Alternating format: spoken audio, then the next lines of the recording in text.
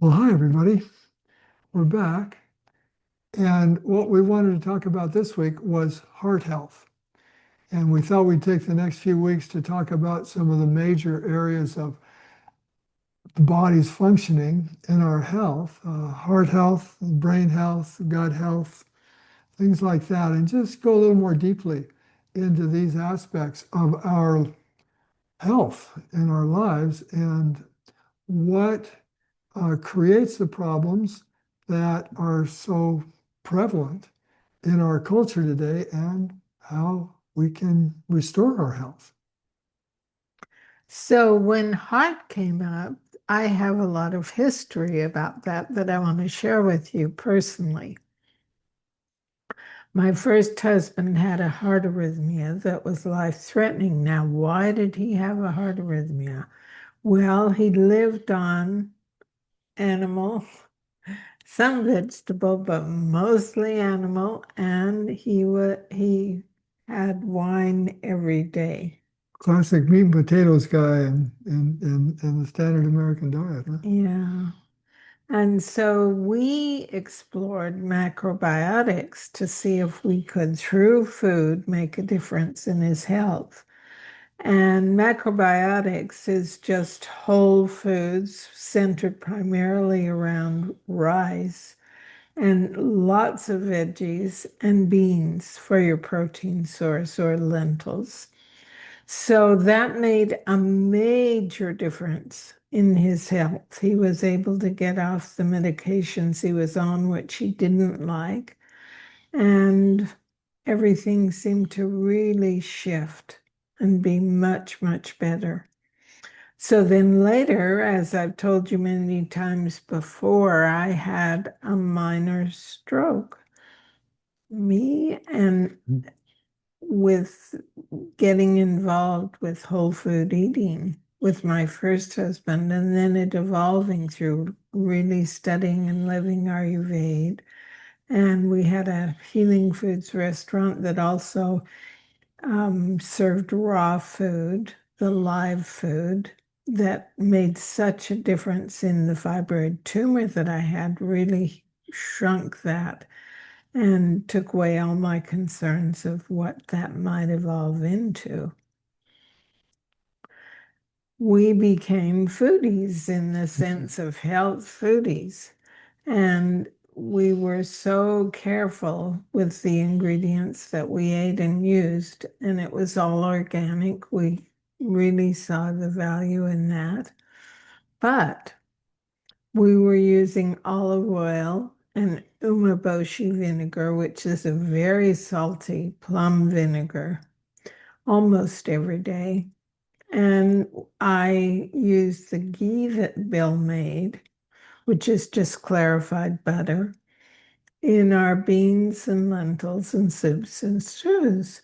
Now, I would use 2 heaping tablespoons for a whole pot full, but that kept showing its head in our eating again and again. And I didn't realize that the oil and the salt could really impact the arteries the way that it did for me. So then we became oil and salt free. We were already sugar free. We didn't use sugar. And my high blood pressure numbers went right down to normal. Everything is copacetic, very good. I just feel amazing. And I never had to take those. What did that cardiologist recommend? Those Blood drugs? thinners or something? No, I don't you know. remember. No. Well, and my regular doctor recommended baby aspirin and high blood pressure medication. None of that happened. So I am so grateful for everything I've learned about heart health. And what it boils down to from personal experience is eating whole food, plant-based, oil, salt, and sugar-free, and no alcohol, which we didn't ever do alcohol anyway. But those are the keys. And to make the change is very simple and easy, but it takes time and it takes commitment, the desire to really be healthy. And when that desire is there and you make the changes, you won't like the taste of the food necessarily. You won't love it right away, but in time, you will be amazed at how food can taste. Why is that? What changes? Well, your taste buds really shift. And now, like if I have any food, I taste the taste of it and the sweetness in it that I never knew was there when I was using salt. Salt and oil, they both Yeah. seem to kind of cover up a lot of the natural tastes that are there. Yeah. So if you want to really reverse heart disease or preclude it happening, keep it happening right away in the future, then you just need to make these changes. And they're little simple changes. You can recreate the foods you love in the whole food. Recipes. Recipes, yeah, I it's developed. easy to do and you will love it.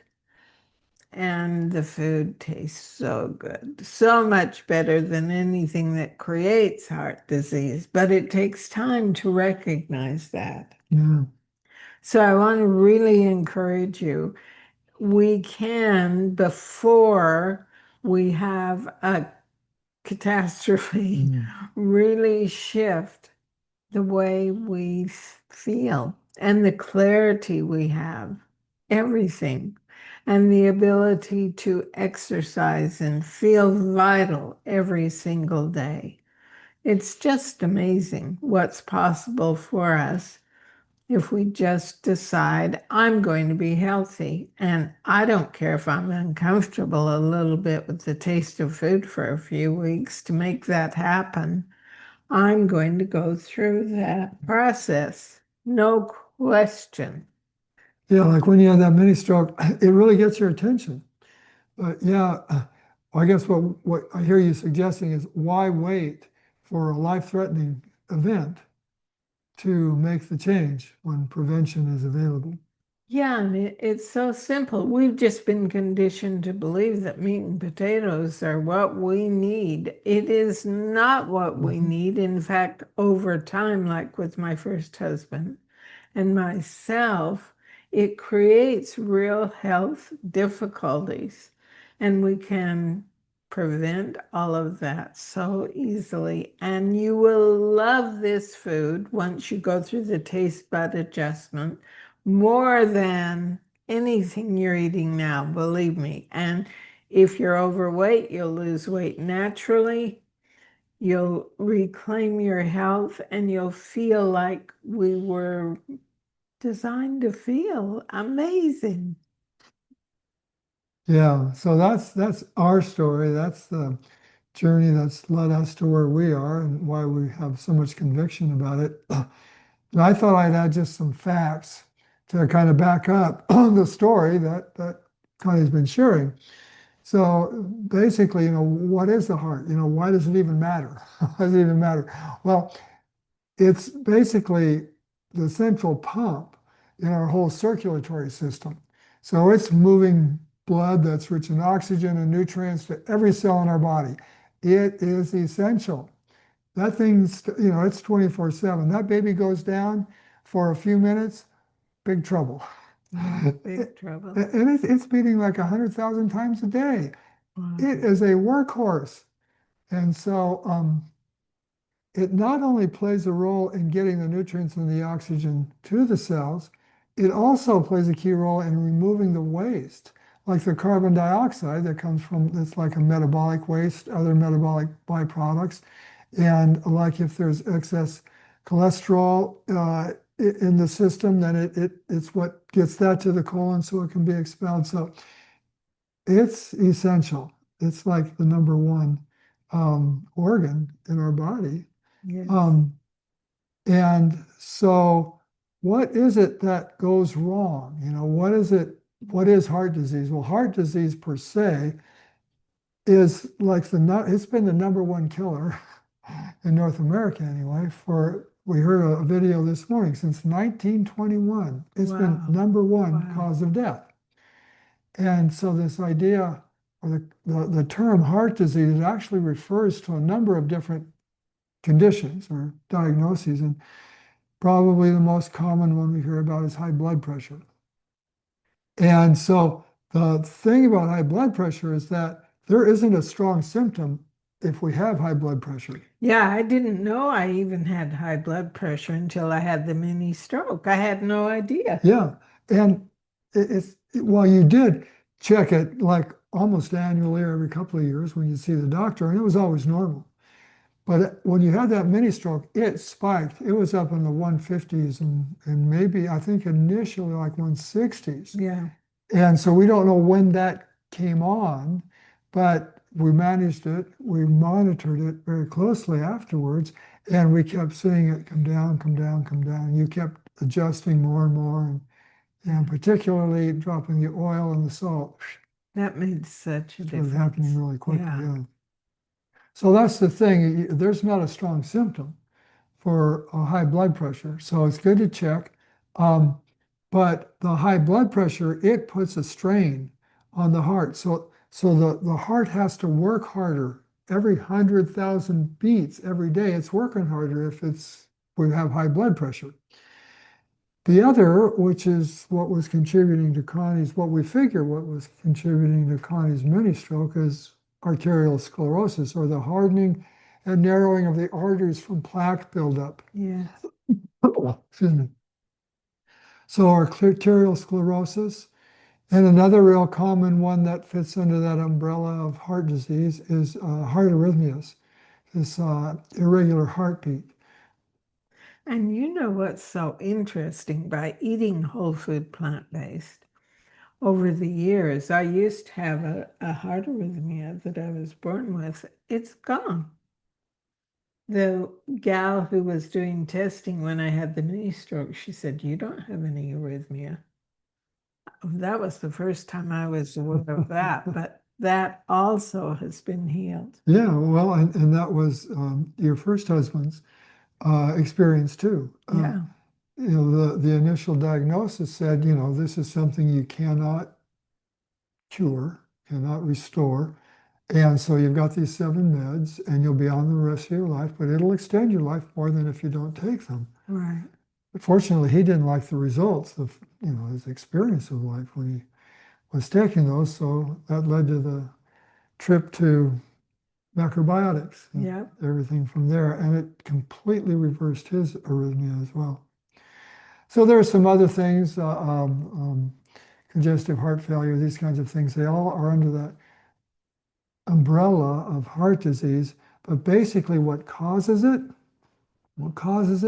is a diet high in saturated fat, salt, and sugar.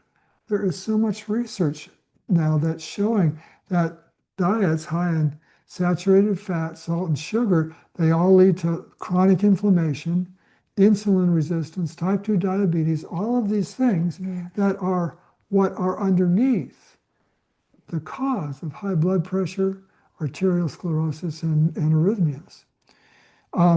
Now, besides diet, there's a sedentary lifestyle. You know, just sitting around doesn't work the heart. You know, you need to get what we refer to as cardio exercise these days. You want to exercise it to keep it strong. It's got a lot of work to do, but if we just become couch potatoes, use it or lose it. It's not as strong as it can be. And like Connie mentioned earlier too, alcohol doesn't do a lot for heart health, as well as smoking, as well as stress. All of those things contribute to heart disease.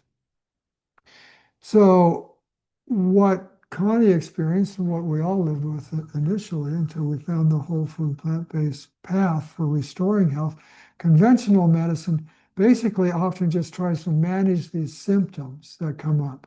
So we have high blood pressure meds, we have statins, we have beta blockers, all these things, but they treat the effects. They're not really getting to the cause. That's true. So you're constantly taking these meds, which then have their own side effects, but you're taking these meds, but not really addressing the cause.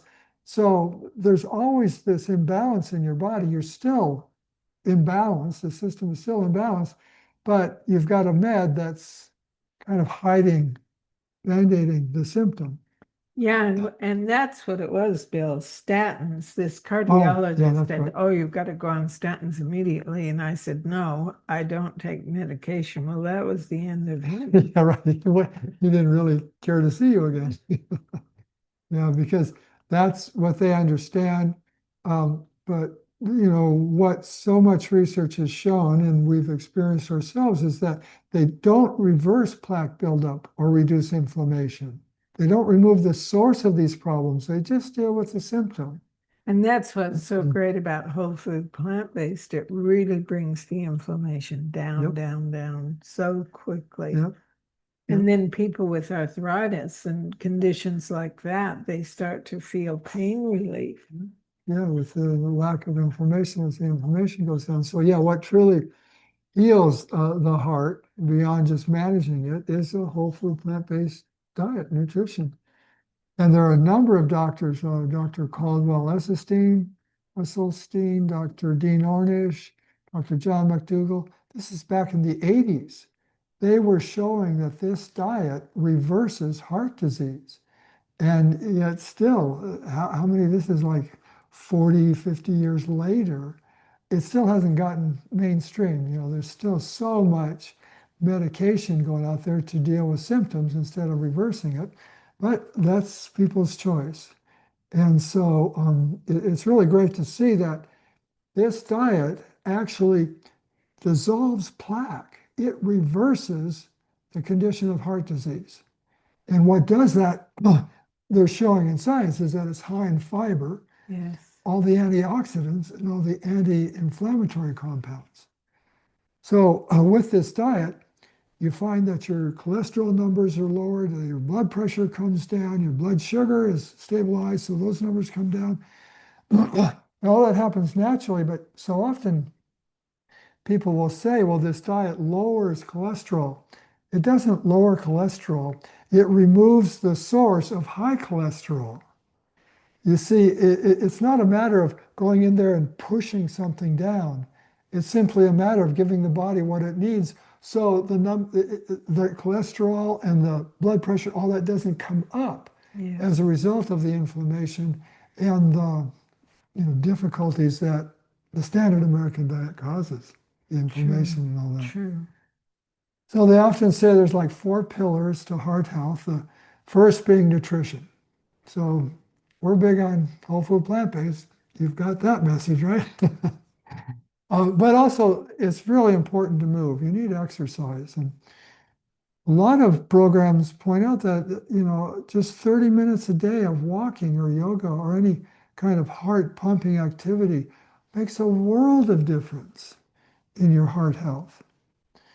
And stress reduction is really important too. So that's where our coaching, based around these principles and seeing how life really works can help us view life in a way that is not stressful. It's not that life is ever going to not create stressful situations, but it's how we relate to them.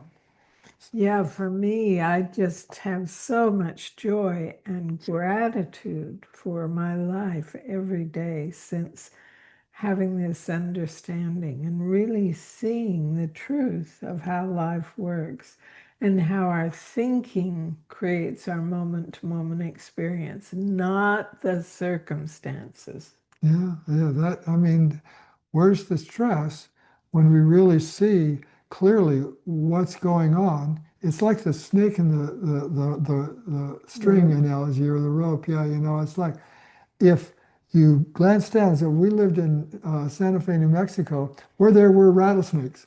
So you kind of had it in the back of your mind, keep an eye out for snakes. And I remember going into our barn once where I had taken a number of rattlesnakes out of because there were mice in there from the people that lived there before us and left stuff all over, so there were mice. And rattlesnakes eat mice.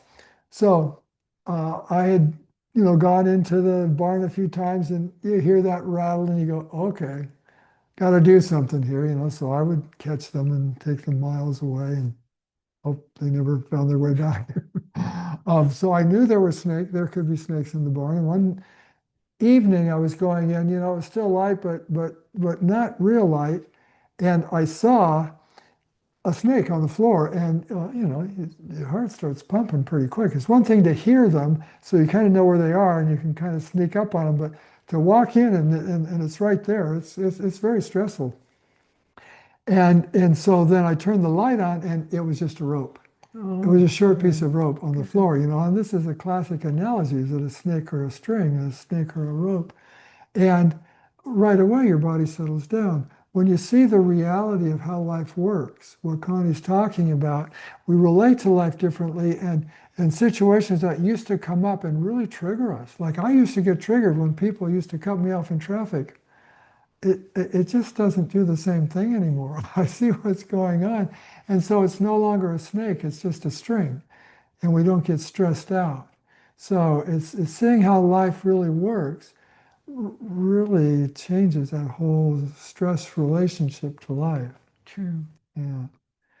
So just, the final thoughts, it's basically going from survival to vitality, if we develop a heart condition, we don't want to just deal with the symptom and survive. We really want to move into vitality, and that's where this whole food, plant-based lifestyle removes the source of these conditions and brings the body back into the balance that it's designed to be in. And there is so much more energy and clarity and vitality. It's like that's where it's at. Well, that's how we thrive. Yeah. And we're about thriving to the very last moment. Yeah, let's see how that goes. Right. Well, so far, so good.